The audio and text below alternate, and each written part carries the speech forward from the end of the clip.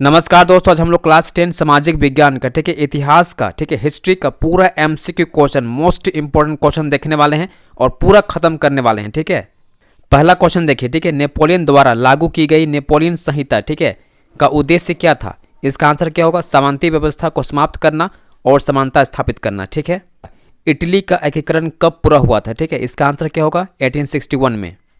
अगला सवाल देखिए, जर्मनी के एकीकरण की प्रक्रिया का नेतृत्व तो किसने किया था? तो इसका आंसर क्या होगा? बिस्मार्क ने। ठीक है, चौथा क्वेश्चन देखिए, फ्रांसीसी क्रांति के दौरान राष्ट्र को किस रूप में परिभाषित किया गया था? ठीक है, तो इसका आंसर क्या होगा? समान अधिकार और नागरिकता रखने वाले लोगों का समूह। ठीक है, नेक्स्ट अगला सवाल देखिए, बहुत ही महत्वपूर्ण। ठीक है, यंग इटली संगठन की स्थापना किसने की थी? तो इसका आंसर क्या होगा? गुसेप मैज़नी। ठीक है ना। अगला सवाल देखिए, संसदीय राजतंत्र की अवधारणा किसने प्रस्तुत की? तो जॉन लॉक ने किया था। ठीक है, जॉन लॉक ने। आगे देखिए, निम्नलिखित में से कौन सा देश वियना संधि का हिस्सा नहीं था? इसका आंसर क्या होगा? इटली। अगला सवाल देखिए, फ्रांस में जन गणराज्य की स्थापना कब हुई थी? तो इसका आंसर क्या होगा? 1792। ठीक है, नेक्स्ट क्वेश्चन देखिएगा, निम्नलिखित में से कौन बर्लिन की दीवार के गिरने का वर्ष था? ठीक है, तो इसका आंसर होगा 1989। अगला सवाल देखिए, फ्रांसीसी क्रांति के समय निम्नलिखित में से कौन सा राष्ट्रवाद का प्रतीक बना? ठीक है, तिरंगा झंडा, लाल टोपी और मैरियन। ठीक है, मरियाना है ना। तो इसका आंसर क्या होगा? उपयुक्त सभी। ठीक है, आगे देखिए, फ्रांसीसी क्रांति के दौरान समानता, स्वतंत्रता और बंधुत्व का विचार किसने प्रस्तुत किया था? तो ये किया था रूसो ने। ठीक है, उसके बाद देखिए नेक्स्ट क्वेश्चन। जर्मनी के एकीकरण में किसने मुख्य भूमिका निभाई थी? ठीक है, इसका आंसर क्या होगा? बिस्मार्क ने। ठीक है, उसके बाद देखिए नेक्स्ट क्वेश्चन। वियना कांग्रेस का मुख्य उद्देश्य क्या था? ठीक है, इसका आंसर होगा यूरोप में शांति और शक्ति संतुलन बनाए रखना। ठीक है, आगे देखिए, निम्नलिखित में से कौन सा विचार राष्ट्रवाद की टेपेस्ट्री को इंटरवाइन करता है? ठीक है, तो इसका आंसर क्या होगा हम लोग का? देखिए, समान राष्ट्रीय पहचान। ठीक है, क्या था हम लोग का? समान राष्ट्रीय पहचान। ठीक है, उसके बाद देखिए नेक्स्ट क्वेश्चन। इटली के एकीकरण की प्रक्रिया किसके नेतृत्व में हुई थी? तो ये था आपका गैरिबाल्डी भी था, विक्टर इमैनुअल सेकंड में था और कैमिलो कैबूर भी था। ठीक है ना, इसका आंसर क्या होगा? उपयुक्त सभी। ठीक है, अगला सवाल देखिए, फ्रांस में जनता की संप्रभुता की अवधारणा किसने प्रस्तुत की थी? तो ये किया था रूसो ने। ठीक है, नेक्स्ट क्वेश्चन देखिए, 19वीं सदी में यूरोप में राष्ट्रवाद का प्रसार किन कारकों से प्रभावित हुआ था? ठीक है, तो देखिए, औद्योगिकरण ये भी था, लोकतांत्रिक विचारधाराएं ये भी था, युद्ध और क्रांतियां। ठीक है, इसका आंसर क्या होगा? उपयुक्त सभी। ठीक है, उसके बाद देखिए नेक्स्ट क्वेश्चन। जर्मनी और इटली के एकीकरण के बाद यूरोप की राजनीतिक स्थिति को रीइमेजिन्ड करने का सबसे बड़ा कारण क्या था? ठीक है, तो इसका आंसर क्या होगा हम लोग को? नए राष्ट्र राज्यों का उदय। ठीक है, अगला सवाल देखिए, फ्रांस के क्रांति के बाद किस दस्तावेज ने लोगों को अधिकार दिए? ठीक है, तो इसका आंसर क्या होगा? मानव और नागरिक अधिकारों की घोषणा। ठीक है, उसके बाद देखिए next question. Crucible of Europe कहलाने वाले बाल्कन क्षेत्र में राष्ट्रवाद क्यों फैला? ठीक है, तो इसका आंसर क्या होगा? वहाँ विभिन्न जातीय समूह रहते थे। ठीक है, उसके बाद देखिए नेक्स्ट क्वेश्चन, फ्रांसीसी क्रांति 1789 के दौरान निम्नलिखित में से कौन सा सिद्धांत राष्ट्रवाद के विकास से जुड़ा था? ठीक है, तो इसका आंसर क्या होगा? समानता, स्वतंत्रता और बंधुत्व, है ना। उसके बाद देखिए, वियना संधि 1815 का मुख्य उद्देश्य क्या था? ठीक है, तो इसका आंसर क्या होगा? यूरोप में शांति और शक्ति संतुलन बनाए रखना। ठीक है, उसके बाद देखिए नेक्स्ट क्वेश्चन, 1848 की क्रांति का मुख्य कारण क्या था? ठीक है, इसका आंसर क्या होगा? लोकतंत्र और राष्ट्रवाद की मांग। उसके बाद देखिए नेक्स्ट क्वेश्चन, इटली के एकीकरण में सबसे महत्वपूर्ण भूमिका किसने निभाई थी? तो इसका आंसर क्या होगा हम लोग का? विक्टर इमैनुअल सेकंड, है ना। उसके बाद देखिए, जर्मनी का एकीकरण किन युद्धों के माध्यम से हुआ था? ठीक है, तो इसका आंसर क्या होगा? ऑस्ट्रो प्रशियन युद्ध और फ्रैंको प्रशियन युद्ध। ठीक है, उसके बाद देखिए नेक्स्ट क्वेश्चन, जर्मनी के एकीकरण के समय प्रशिया का राजा कौन था? ठीक है, बहुत ही मोस्ट इंपोर्टेंट क्वेश्चन। ठीक है, इसका आंसर क्या होगा उनका? विलियम वन था। ठीक है, उसके बाद देखिए, क्रीमिया युद्ध किन दो प्रमुख शक्तियों के बीच लड़ा गया था? ठीक है, तो ये था आपका रूस और ऑटोमन साम्राज्य। ठीक है, उसके बाद देखिए, निम्नलिखित में से कौन सा राष्ट्रवाद के विकास का परिणाम था? ठीक है, तो इसका आंसर क्या होगा हम लोग का? साम्राज्यों का पतन और नए राष्ट्र राज्यों का उदय। ठीक है, उसके बाद देखिए, 19वीं सदी में यूरोप में राष्ट्रवाद को सबसे अधिक किसने प्रभावित किया था? तो इसका आंसर क्या होगा? लिबरल और लोकतांत्रिक विचार ना।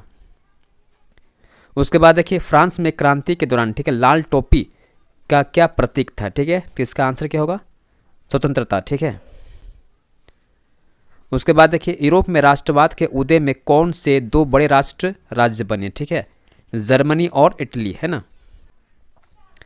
उसके बाद देखिए नेक्स्ट क्वेश्चन, जर्मनी का एकीकरण कब पूरा हुआ था, ठीक है, तो इसका आंसर क्या होगा, 1871 में, ठीक है। उसके बाद देखिए फ्रांस में मारियाना किसका प्रतीक था, ठीक है, तो इसका आंसर क्या होगा, गणराज्य और राष्ट्रवाद, ठीक है। उसके बाद देखिए 19वीं सदी में यूरोप में राष्ट्रवाद के उदय का एक प्रमुख कारण क्या था, तो इसका आंसर होगा हम लोग का औद्योगिकरण और शिक्षा का प्रसार। उसके बाद देखिए नेक्स्ट क्वेश्चन, ठीक है, इटली के एकीकरण में गैरिबाल्डी की क्या भूमिका थी, ठीक है, तो उन्होंने रेड शर्ट्स सेना का नेतृत्व किया और दक्षिणी इटली को मुक्त किया, ठीक है। आगे देखिएगा महात्मा गांधी द्वारा प्रथम सत्याग्रह अभियान कहाँ चलाया गया था, ठीक है, ये बहुत ही मोस्ट इंपोर्टेंट क्वेश्चन, ठीक है, इसका आंसर क्या होगा, चंपारण, जो कि बिहार में है, ठीक है। उसके बाद देखिए next important question, Jallianwala Bagh हत्याकांड किस वर्ष हुआ था, ठीक है, तो ये इसका आंसर होगा 1919 में, ठीक है। उसके बाद देखिए खिलाफत आंदोलन किससे संबंधित था, ठीक है, तो इसका आंसर क्या होगा, तुर्की के खलीफा को हटाने से, ठीक है। उसके बाद देखिए गांधी जी ने असहयोग आंदोलन कब शुरू किया था, ठीक है, तो ये किया था 1920 में, ठीक है। उसके बाद देखिए निम्नलिखित में से कौन सा सत्याग्रह आंदोलन का हिस्सा नहीं था, ठीक है, तो कौन नहीं था, स्वदेशी आंदोलन, ठीक है। उसके बाद देखिए नेक्स्ट क्वेश्चन, सविनय अवज्ञा आंदोलन का मुख्य उद्देश्य क्या था, ठीक है, तो इसका था सरकार के दमनकारी कानूनों का उल्लंघन करना, ठीक है। उसके बाद देखिए नमक सत्याग्रह कब शुरू हुआ था, ठीक है, तो ये हुआ था 1930 में। निम्नलिखित में से किसने सविनय अवज्ञा आंदोलन की शुरुआत किया था, तो ये किया था महात्मा गांधी ने, ठीक है। उसके बाद देखिए नेक्स्ट क्वेश्चन, ठीक है, महात्मा गांधी ने किसके साथ गांधी इरविन समझौता किया था, ठीक है, तो इसका आंसर क्या होगा, लॉर्ड इरविन, ठीक है। नेक्स्ट क्वेश्चन देखिए, ठीक है, भारतीय राष्ट्रीय कांग्रेस ने 1929 में अपने अधिवेशन में पूर्ण स्वराज की मांग कहाँ की थी, तो इसका आंसर क्या होगा, लाहौर में, ठीक है। उसके बाद देखिए नेक्स्ट क्वेश्चन, असहयोग आंदोलन कब वापस लिया गया था, ठीक है, तो 1922 में लिया गया था। किस भारतीय नेता ने नारा दिया था, स्वराज मेरा, ठीक है, जन्मसिद्ध अधिकार है और इसे मैं लेकर रहूंगा, ठीक है, ये कौन बोला था, बाल गंगाधर तिलक ने, ठीक है। उसके बाद देखिए असहयोग आंदोलन को किस घटना के बाद शुरू किया गया था, ठीक है, तो ये किया गया था जालियांवाला बाग हत्याकांड के विरुद्ध। गांधी जी ने 1919 में, ठीक है, रॉलेट एक्ट के खिलाफ किस प्रकार का विरोध किया था, ठीक है, तो ये था आपका सत्याग्रह आंदोलन, ठीक है ना। महात्मा गांधी ने हरिजन शब्द किसके लिए प्रयोग किया था, तो ये किया था दलित वर्ग के लिए, ठीक है। ब्रिटिश सरकार ने नमक सत्याग्रह के दौरान, ठीक है, महात्मा गांधी को कब गिरफ्तार किया था, तो ये किया था 5 मई 1930 को, ठीक है। अगला सवाल देखिए, गांधी जी द्वारा, ठीक है, चलाए गए पहले जन आंदोलन का नाम क्या था, तो ये था आपका चंपारण सत्याग्रह, ठीक है। भारतीय राष्ट्रीय कांग्रेस की स्थापना कब हुई थी, तो ये हुई थी 1885 में, ठीक है। नमक सत्याग्रह में महिलाओं की भागीदारी का नेतृत्व किसने किया था, तो ये किया था सरोजिनी नायडू ने, ठीक है।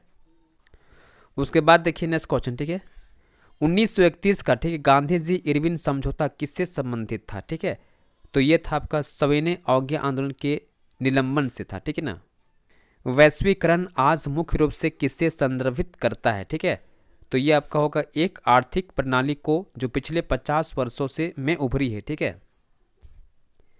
एशिया को यूरोप और उत्तरी अफ्रीका से जोड़ने वाले मार्ग को क्या कहा जाता है, तो इसको बोलते हैं सिल्क रूट, ठीक है, सिल्क मार्ग कहते हैं ना।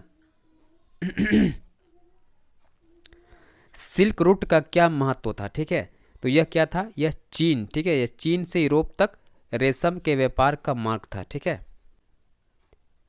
आगे देखिए 19वीं सदी में रिंडर पेस्ट का अफ्रीका में क्या प्रभाव पड़ा, ठीक है, तो इसका आंसर क्या होगा, पशुधन की भारी मृत्यु हुई थी और आर्थिक संकट हुआ था, ठीक है। गिरमिटिया मजदूर किसे कहा जाता है, ठीक है, अनुबंधित श्रमिक जो विदेशी भूमि में काम करने जाते थे, ठीक है ना। उसके बाद देखिए नेक्स्ट क्वेश्चन, ठीक है, ब्रेटन वुड्स सम्मेलन का मुख्य उद्देश्य क्या था, तो द्वितीय विश्व युद्ध के बाद, ठीक है, वैश्विक आर्थिक स्थिरता सुनिश्चित करना, ठीक है। अगला सवाल देखिए, कॉर्न लॉ क्या क्या प्रभाव था, ठीक है। तो इसका आंसर होगा आयातित अनाज पर उच्च शुल्क लगाना, ठीक है। अगला सवाल देखिए। उसके बाद देखिए नेक्स्ट क्वेश्चन, ठीक है। रिंडर पेस्ट बीमारी का अफ्रीका में क्या प्रभाव पड़ा, ठीक है। तो इसका आंसर क्या होगा, पशुधन की भारी मृत्यु और आर्थिक संकट। ब्रेटन वुड्स सम्मेलन का मुख्य उद्देश्य क्या था, इसका आंसर क्या होगा, द्वितीय विश्व युद्ध के बाद वैश्विक आर्थिक स्थिरता सुनिश्चित करना, ठीक है। औद्योगिकीकरण की शुरुआत किस देश में हुई थी, ठीक है। तो इसका आंसर क्या होगा, ब्रिटेन में, ठीक है। के बाद देखिए नेक्स्ट क्वेश्चन, ठीक है। औद्योगिकीकरण की मुख्य विशेषताओं में से कौन सी है, ठीक है। तो इसका आंसर क्या होगा, मशीनीकरण और श्रम विभाजन, ठीक है। उसके बाद देखिए नेक्स्ट क्वेश्चन, औद्योगिकीकरण के प्रारंभिक चरण में सबसे पहले किस उद्योग में मशीनीकरण देखा गया था, ठीक है। तो इसका आंसर क्या होगा, कपड़ा उद्योग, है ना। उसके बाद देखिए औद्योगिकीकरण के कारण, ठीक है, भारत में किस क्षेत्र का विकास तेजी से हुआ है, ठीक है। तो इसका आंसर क्या होगा, शहरीकरण, है ना। औद्योगिकीकरण के कारण, ठीक है, ब्रिटेन में किस नए सामाजिक वर्ग का उदय हुआ था, तो ये आपका होगा, ठीक है, बुर्जुआ यानी मध्यम वर्ग का, ठीक है।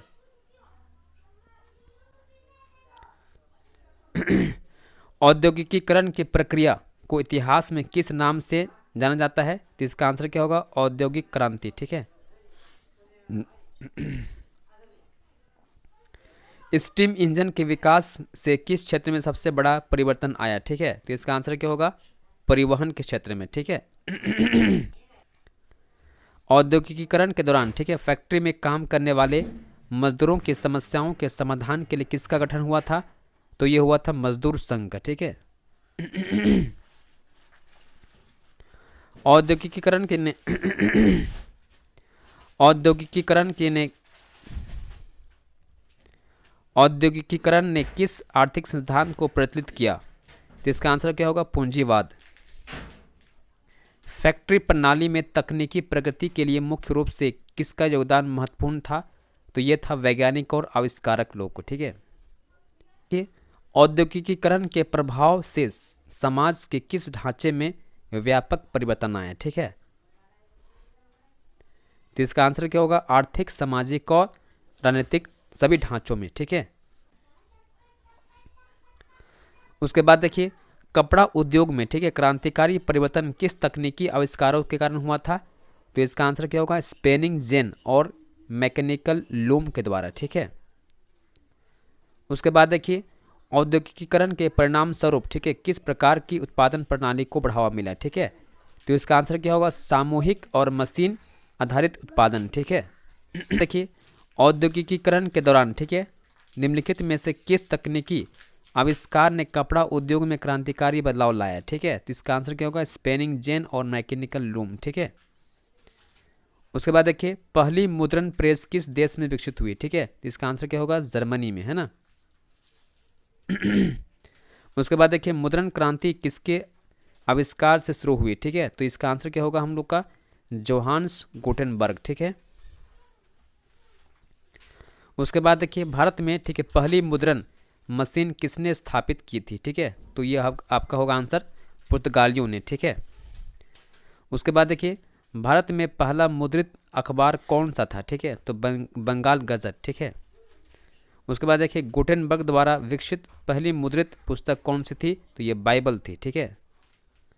उसके बाद देखिए 19वीं शताब्दी में भारत में कौन सा सामाजिक सुधार अखबारों का उपयोग सामाजिक जागरूकता के लिए करता था, ठीक है। तो ये था आपका राजा राम मोहन राय, ठीक है। उसके बाद देखिए नेक्स्ट क्वेश्चन, ठीक है, बंगाल गजट के प्रकाशक कौन थे, ठीक है। तो ये था आपका जेम्स, ठीक है, ऑगस्टस हिकी। भारत में मुद्रण तकनीक सबसे पहले कहाँ आई, तो ये गोवा में, ठीक है। 18वीं शताब्दी में भारत में छपाई के माध्यम से कौन सी भाषा सबसे पहले लोकप्रिय हुई, तो ये बंगाली। उसके बाद देखिए नेक्स्ट क्वेश्चन, ठीक है, मुद्रण क्रांति ने यूरोप में क्या प्रभाव डाला, ठीक है। ज्ञान और सूचना का प्रसार हुआ, ठीक है। जोहान्स गुटेनबर्ग का संबंध किस देश से था, जर्मनी से, ठीक है। अगला सवाल देखिए, ठीक है। भारत में पहली बार मुद्रण प्रेस किस वर्ष में स्थापित की गई थी? 1556 में, ठीक है। यूरोप में सबसे पहले मुद्रित किताबें किस भाषा में थी? ठीक है, लैटिन भाषा में। आगे देखिए, भारत में समाचार चक्रवर्ती किस भाषा में प्रकाशित हुआ था? ठीक है, तो बंगाली में। ब्रिटिश सरकार ने 1878 में कौन सा एक्ट पारित किया था? ठीक है, तो इसका आंसर क्या होगा? वर्नाकुलर प्रेस एक्ट, ठीक है। उसके बाद देखिए, भारत में पहला भारतीय स्वामित्व वाला समाचार पत्र कौन सा था? तो इसका आंसर क्या होगा? समाचार सुधा वर्षन, ठीक है। मुद्रण क्रांति का क्या प्रभाव पड़ा? ठीक है, तो इसका आंसर क्या होगा? शिक्षा और साक्षरता की दर में वृद्धि हुई, ठीक है। केसरी और मराठा समाचार पत्रों को किसने शुरू किया था? ठीक है, इसका आंसर क्या होगा? बाल गंगाधर तिलक ने, ठीक है। किसने न्यूज़पेपर को लोकतंत्र का चौथा स्तंभ कहा है? ठीक है, थॉमस जेफरसन ने, ठीक है। किस सामाजिक सुधारक ने संपत्ति के विरुद्ध धर्म नामक पत्रिका प्रकाशित की थी? ठीक है, तो इसका आंसर क्या होगा? ज्योतिबा फुले ने। उसके बाद देखिए, यूरोप में किताबों के मुद्रण ने किस आंदोलन को सबसे अधिक बढ़ावा मिला? ठीक है, तो इसका था पुनर्जागरण, ठीक है। भारत में किसान आंदोलन से जुड़ा हुआ अखबार कौन सा था? तो यह था प्रताप। भारत में प्रेस की स्वतंत्रता का पहला कड़ा कानून कौन सा था? तो यह था आपका वर्नाकुलर प्रेस एक्ट, ठीक है। उसके बाद देखिए, 19वीं शताब्दी के अंत में भारत में सबसे ज़्यादा छपने वाली किताबें कौन सी थी? तो ये था आपका धार्मिक और सामाजिक सुधारों से जुड़ी किताबें, ठीक है। अब देखिए नेक्स्ट क्वेश्चन, ठीक है। महात्मा गांधी ने, ठीक है, भारत में अपनी पत्रिका यंग इंडिया किस उद्देश्य से निकाली थी? तो इसका आंसर क्या होगा? भारतीय स्वतंत्रता संग्राम को बढ़ावा देने के लिए, ठीक है।